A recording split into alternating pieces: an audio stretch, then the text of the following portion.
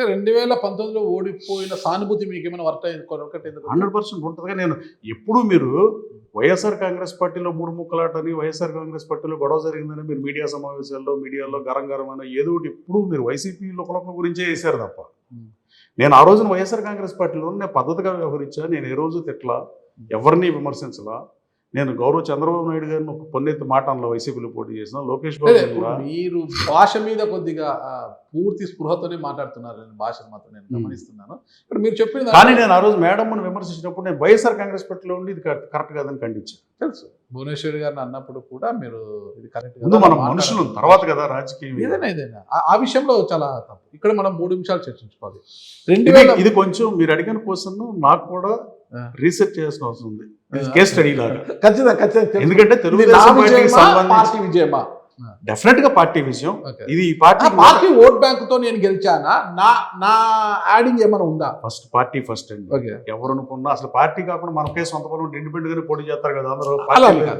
Party ఉండాలి, పార్టీకి మీ బలము తోడు కావాలి, రెండు కలిస్తేనే విజయం అవుతుంది. కేవలం పార్టీ యూజువల్ గా 40% ఓట్ బ్యాంక్ వైఎస్ఆర్ కాంగ్రెస్ పార్టీకి మొనబడింది. తెలుగుదేశం పార్టీ కూడా 40-42%, 35%, 40% ఏ ఎన్నికల్లో అయినా ఉంది. కానీ అక్కడ పోటీ చేసే అభ్యర్థి ఆ 10%, 8% తెచ్చుకుంటే చిన్న వ్యక్తి కాదు. మళ్ళీ పోటీ చేసింది అన్ని విషయాల్లో కూడా బలవంతుడే. ఆర్థికంగా కావచ్చు, అంగబలం, అర్ధ బలం అన్నింటిలో కూడా బలవంతుడే. ఆయన మంచిగా కదా. ఎన్నికల ముందు కూడా అన్నారు కదా, ఒక మీడియా ప్రతినిధి పోయి మీ గురించి ఇట్లా మాట్లాడుతుంటే అది కామెడీ పీసు, ఏదో వస్తుంటాడు పోతుంటాడు, ఎన్నికలు అయిపోయినాక అమెరికాకి వెళ్ళిపోతాడు, అస్సాం వెళ్ళిపోతాడు, ఆఫ్ఘనిస్తాన్ ఎవరు వెళ్ళిపోయారు నియోజకవర్గాన్ని నేను దూరంగా ఉన్నాను. ఇప్పుడు రాజకీయాల్లో మిమ్మల్ని ఒక కామెడీ పీస్ అన్నారు అనమాట. అదే దానికే చెప్తున్నాం. ఒక్కొక్క వ్యక్తి ఒక పంత ఎంచుకుంటాడు. మీరు ఈ ప్రొఫెషన్ ఎంచుకునేటప్పుడు రాజకీయ నాయకులు ఇంటర్వ్యూ చేద్దామని ఎంచుకుంటారు, అంతే. సినిమాలు చేద్దామని కూడా అనుకోవచ్చు, లేదు ఇండస్ట్రీస్ని చేద్దాం అనుకోవచ్చు. అలాగే ఇప్పుడు నేను మంచిగా రాజకీయాల్లోకి వచ్చింది నా బ్యాక్గ్రౌండ్ చెప్తాను మీకు. నేను రాజకీయాల మీద ఇష్టంతో వచ్చా. 9th క్లాస్లో నీ కోరిక ఏమవుతావు, వాట్ ఈస్ యువర్ అంబిషన్ స్కూల్లో అడిగితే నేను ఎమ్మెల్యే అవుతాను చెప్పాను. అప్పుడే అసలు మీ స్వగ్రామం ఏదన్నా పెనుమత్స అని ఇప్పుడు పామర్ కాన్స్టిట్యున్సీలో ఉందండి. చదువుకుందంతా నాగర్ పేరు ఎలగట రామశాస్త్రిరావు, అమ్మగారు లక్ష్మీ సామ్రాజ్యం. నేను పెద్ద కొడుకుని, ఇంకో తమ్ముడు ఉన్నాడు. నా తమ్ముడు కూడా కాన్స్టిట్యున్సీ అంతా ఉయ్యూరే అండి. అంటే 7th వరకు కూచిపూడిలో వివేకానంద విద్యాలయం అక్కడ చదివా గవర్నమెంట్ లో. తర్వాత 8th, 9th, 10th కేసీపీ స్కూల్లో చదివా. KG&SG కాలేజ్లో చదివా. ఇంటర్మీడియట్, ఇంటర్, BSc కూడా. BSc BScతో మీరు అమెరికాకి వెళ్ళారు. ఓకే, అమెరికాకి ఎందుకు వెళ్ళాల్సి వచ్చింది మీరు? అమెరికాకి వెళ్ళడానికి ఒక రకంగా ఇన్స్పిరేషన్. అందరూ ఆ టైంలో Y2K problem. BSc background and BScలో ఏం చేశారు? ఎంపీసీ. ఓకే, BSc ఆపేశారు. ఆపేశారు. PGM చేయదలుచుకోలేదంటే USలో చేద్దాం అనుకున్నాను. మధ్యలో ఆగాల్సి వచ్చింది. ఎందుకంటే జాబు కంపెనీ రెండు ఉండటం వల్ల వర్క్ లోడ్ ఎక్కువైపోయి చేద్దాం అనుకుని కూడా చేయలేకపోయా. సాధారణంగా అమెరికా లెవెల్ బీటెక్, ఎంటెక్ ఇట్లా ఏదైనా సాఫ్ట్వేర్ అది అలా ఏముండదు. 16 years ఆఫ్ ఎడ్యుకేషన్ ఉండాలి అమెరికాలో. ఓకే. ఇప్పుడు BSc అయితే 15 years కదా, 10+2+3. బట్ క్రెడెన్షియల్ ఎవాల్యుయేట్ చేస్తారు US లో. మీరు 2-3 ఏళ్ళు వర్క్ ఎక్స్పీరియన్స్ ఉంటే 1 సంవత్సరం PG చదివినట్టే. ఇంకా ఓకే, ఎందుకు వెళ్ళాలనుకున్నారు అమెరికాకి హ్యాపీగా ఉండకుండా? అమెరికా అంటే ఒక కారణం ఎమ్మెల్యే అవ్వాలని కోరిక కూడా కొంత నడిపించిందేమో చెప్పలేం. కానీ అంటే ఇప్పుడు డబ్బులు సంపాదించిన వాళ్ళు, ఎవరైనా రాజకీయాల్లోకి వచ్చిన వాళ్ళు, ప్యాషన్ కాకుండా రాజకీయాల్లోకి వచ్చిన వాళ్ళు కానీ నేను ఫస్టే రాజకీయాల్లో 8% రావాలని చిన్నప్పుడు నిర్ణయం తీసుకున్నాం. మా నాన్న కజిన్ ఒక విజయవాడ ఈస్ట్ ఎమ్మెల్యేగా 85లో పోటీ చేశాడు. అదొక కారణం అయి ఉంటుంది. అలాగే ఇప్పుడు వడ్డే శోభనదేశ్వర్ నాకు ఉయ్యూరులో KCP స్కూల్లో సీట్లు ఆ రోజు టైట్. మా ఊరు కాన్వెంట్ నుంచి నేను ఉయ్యూరుకు షిఫ్ట్ అయినప్పుడు ఆయన దగ్గరగా చూపుతాం. కానీ సో పలు కారణాలతో రాజకీయం. మీకు జర్నలిజం ఎందుకు వచ్చారంటే ఎలా చెప్పగలరు? నేను అంటే మిగతా నేను యాక్సిడెంటల్ గా సరస్వతి విద్యా మందిరంలో నేను టీచర్గా పనిచేసినప్పుడు పామిడిలో ఒక లీజర్ పీరియడ్లో స్టాఫ్ రూమ్లో కూర్చొని పేపర్ చదువుతుంటే ఈనాడు జర్నలిజం కాలేజ్ నోటిఫికేషన్, వార్తా జర్నలిజం నోటిఫికేషన్ పడిందా. నాకు కాంపిటీషన్ ఎగ్జామ్స్ రాయాలంటే కొంత ఆసక్తి అనమాట ఎప్పుడు కూడా. సో ఏదో పడ్డాయి కదా రాద్దాంలని పెద్ద ఐడియా కూడా లేదు వాటి గురించి నాకు.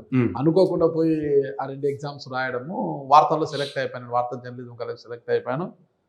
ఇంకేదో వచ్చింది కదా, సరే టీచర్ ఉద్యోగమా అదే అనుకో 10 మందితో నేను చర్చించినప్పుడు డిస్కస్ చేసినప్పుడు బాగుంటుంది జర్నలిజం కూడా. అది కూడా జర్నలిజం కాలేజ్ ద్వారా అంటే మీరు స్టాఫ్ రిపోర్టర్గా ఇట్లా వెళ్తారు కదా, బాగానే ఉంటుంది వెళ్ళొచ్చు అంటే, సరే నేను ఇక్కడ సరస్వతి విద్యామందిరం టీచర్ ఉద్యోగానికి రాజీనామా చేసుకొని నేను దానికి వెళ్ళిపోవడం జరిగింది. అక్కడ పోయినాక 1 ఏడాది పాటు శిక్షణ తీసుకోవడం ఆ కాలేజీలో తర్వాత ఫీల్డ్ ఎక్కడ అంటే అనుకోలేదు నేను అనుకుగా టీచర్గా ఉన్నాను నేను అలా అనుకోలేదు అనుకునే వచ్చేసాను ఇక పడిపోయాను ఈ అమెరికా ఎక్కే మనం దిగే మనకు తక్కువ మంది వెనక్కి వస్తారు. ఆ. ఈ రాజకీయాల్లో రావాలన్న బలమైన కోరిక అమెరికా నుంచి ఇక్కడ తీసుకొచ్చి కూర్చోబెట్టింది. ఇందాక మీరు అడిగింది కేస్ స్టడీ అని చెప్పింది ఫస్ట్ పార్టీని. పార్టీ ఓట్ బ్యాంక్ లేకుండా గెలవడం ఇంపాసిబుల్. అది కాదని ఎవరైనా అనుకుంటే అది పొరపాటు. ఎమ్మెల్యే కావాలని అమెరికాకి వెళ్ళారా? అలా అనుకోలేం కానీ అది కూడా ఒక కారణం అయి ఉండొచ్చు. ఎమ్మెల్యే కావాలంటే అమెరికా వెళ్ళాలా? అంటే రాజకీయాల్లో డబ్బుతో ముడిపడి లేదంటారా? ఇక్కడ డబ్బు సంపాదలేమా? ఇక మనకు మేధస్తు ఉంటే ఇక్కడ డబ్బు సంపాదలేమా? ఎక్కడైనా అక్కడ డాలర్లు సంపాదిస్తే మీకు రూపాయలు సంపాదిస్తాం. అంటే డాలర్లు సంపాదిస్తే 85 రూపాయలు వస్తాయి, రూపాయి సంపాదిస్తే రూపాయిగానే ఉంటుంది. కానీ ఇలానేం లేదండి, అది హార్డ్ వర్క్ మించిన దారి ఏమి ఉండదు సక్సెస్ కి. లక్ కూడా ఫ్యాక్టర్ ఉండదు. ఇప్పుడు ఐటీ మార్కెట్ సపోర్ట్ చేస్తే ఐటీ కంపెనీ పెడితే బాగుంటాం మనం. ఐటీ బాగా దివాళా తీసిన ఐటీ కంపెనీ పెడితే ఎంత మేధో పెట్టినా అది ఫెయిల్ అవుతుంది. 9th క్లాస్ అంటే ఐ థింక్ 14 years ఉంటాయి. మిడిమిడి జ్ఞానం ఇంకా తెలిసి తెలియని వయసు. ఎమ్మెల్యే అప్పుడే ఏంటి అసలు చెప్పాక మా నాన్న కసిన పోటీ చేయకపోతే ఉండేది కాదేమో. ఉండొచ్చు. రెండు ఎన్టీ రామారావు కుటుంబంతో చండసాల సినిమాలు ఏంటో మా కుటుంబానికి, మా పెదనాన్నకి కానీ మా తాతాల చెల్లి కూడా మా మావయ్యకి కానీ వాళ్ళు ఎప్పుడో చనిపోయారు. వాళ్ళకి రామారావు పార్టీ పెట్టకముందే తెలుసు. ఓకే. సో ఏదైనా ఇప్పుడు ఈయన పోటీ చేయకపోతే డెఫినెట్గా నాకు మా పెనమత్స గ్రామానికి చెప్తున్న యార్లగడ్డ రాజగోపాలరావు గారిని లైలా కాలేజీ ప్రొఫెసర్ ఈ మధ్య కాలం చేశారు. ఆయన మా పెద్దమ్మ ఇంకా ఉంది, ఆవిడ యార్లగడ్డ సీతారత్నం అని ఫేమస్ గైనకాలజిస్ట్ సిటీలో. ఇద్దరే డాక్టర్లు ఉన్నప్పుడు ఇప్పుడు ఆవిడ 90% ఉంటాయి, 95, 94 ఉంటాయి. సో వాళ్ళు పోటీ చేయడం వల్ల మన ఊర్లో మన బంధువు పోటీ చేశాడు అన్నప్పుడు ఇప్పుడు ఏదో దానికి ఇన్స్పిరేషన్ కావాలి. అలాగే మా ఊర్లో బండి ఉండేది, బుజ్జిగారిని సర్పంచ్ చేశారు మా ఊరికి, బ్యాంక్ ప్రెసిడెంట్ చేశాడు. 40 ఎకరాలు 10 ఎకరాలు చేశాడు, 18 ఎకరాలు చేశాడు ఆయన రాజకీయాలు. ఆ బండి ఉండేది. బండి ఏంటారు బాబు అంటే నేను పుట్టక ముందు మహానంది గెలిచాను. నేను అదే కోరికతో నేను ఎట్లు పెంచుదామని నాకు ఒంగోలు తరతరాల నుంచి ఉన్నాయి మా కుటుంబానికి, మా తాతల కాలం ముత్తాతల కాలం నుంచి. నేను 5 ఏళ్ళు పందిపేటలు మేపాను. ఐటీ మంత్రి దామోదర్ రెడ్డి గారు నేను పోటాపోటీ ఉన్నాను. కుక్కనాగేశ్వరరావు ఇక్కడ జిల్లా పరిషత్ చేసిన చైర్మన్ చేసిన 2008, 9, 10 మహానంది గెలిచాను. మహానందిలో వింబుల్డన్ టైప్ అది టెన్నిస్లో. ఒకసారైనా మహానంది గెలవాలని 70-80 ఏళ్ళ నుంచి ఎడ్లు మేపు కుటుంబాలు రాయలసీమలో మీకు ఎక్కువ తెలుసు. ఇంకా మేపుతూనే ఉంటారు అది గెలిచేవాడు.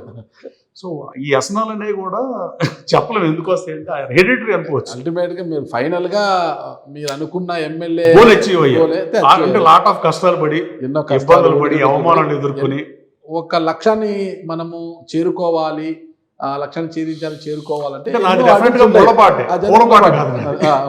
చాలా బాధలు పడి, కష్టాలు పడి, అవమానాలు ఎదుర్కొని, అవహేళనకు గురై, కాన్షియన్సీ వదిలేసి మంచిళ్ళకి వెళ్ళి ఆ రోజు ఏదైతే జగన్మోహన్ రెడ్డి చెప్పాను మీరు కార్యకర్తలు. మనకు స్వతంత్రమే ఎన్నో స్ట్రగుల్స్ తర్వాత వచ్చింది. మనం అనుకున్న లక్ష్యం కూడా ఎన్నో స్ట్రగుల్స్ పడితేనే మనకు లక్ష్యం వస్తుంది. నేను కూడా స్టార్టింగ్ లో జర్నలిజంలోకి వచ్చిన తర్వాత ఏం అర్థం కాక ఏది పడితే అది రాసే దాడులు చేయించుకొని పెద్ద పెద్ద చాలా గొడవలు చేస్తాను. తర్వాతనే కొంత పరిణితి చెందుతూ వచ్చాను నేను. ఇది ఓకే, మనం పక్కన పెడితే ఇక్కడ మీరు అన్నారు 2019 అంటే 2014లో కూడా దుట్టా రామచంద్ర గారు తప్పుకుంటే నాకు ఇచ్చారంటున్నారు. ఇది వాస్తవమా? వాస్తవం 100%. మేడంకి హెల్త్ బాగోక రామచంద్ర గారి భార్యకి ఆవిడ ఎన్నికలకు ముందు ఒక 15 రోజుల ముందో 20 రోజుల ముందో కాలం చేశారు. ఆవిడ చనిపోకపోయినా నేను ఎమ్మెల్యే అయి ఉండేవాడు. డాక్టర్ గారు బాధలో ఉండి అయినా ఆయన చేసినంత చేశారు కానీ ప్రచారంకి రాలేరు కదా. పక్క రామచంద్ర గారు వ్యక్తిగతంగా చాలా మంచి మనిషి. అయ్యో ఆయనతో నాకు పర్సనలీ పరిచయం, అటాచ్మెంట్ ఉంది. అలా మీకే తెలుసు. నాకు తెలుసు. బట్ అయితే ఆయన 2019 టికెట్ అంటే నన్ను వేరే కాన్స్టిట్యున్సీ నుంచి ఆయన ఆశించారు. ఆయనే నన్ను పరిచయం చేశారు. అసలు అందరు అభ్యర్థుల్ని జగన్మోహన్ రెడ్డి అనౌన్స్ చేశారు. వాళ్ళ అల్లుడు కూడా డాక్టర్ ఉన్నాడు అప్పుడు వైసీపీలో. డాక్టర్ గారే నన్ను అభ్యర్థిగా ప్రకటించింది జగన్మోహన్ రెడ్డి గారు. వాళ్ళ ఇంటి దగ్గరే వాళ్ళ బిల్డింగ్ లోనే మీటింగ్ పెట్టి హనుమాన్ జంక్షన్ లో జగన్మోహన్ రెడ్డి గారు ఈయన పంపించాడు. ఈయన అభ్యర్థి ఆయన నన్ను పరిచయం చేశాడు. నేను కూడా పర్సనలీ 1-2 సార్లు కలిసాను డాక్టర్ గారిని ఇంటర్వ్యూ సందర్భంగానే. అంటే పరిచయం ఉంది కానీ చాలా రోజులు అయింది మాట్లాడ ఆయనతో. ఓకే, ఆ విషయం 1900 ఆయన పోటీ చేద్దామంటే వాళ్ళకి అన్నవరం వెళ్ళేవాడు కాదు. నేను హ్యాపీగా ఇక్కడే ఉండేవాడు. రాతని ఎవరు మార్చలేదండి. అంతే కదా.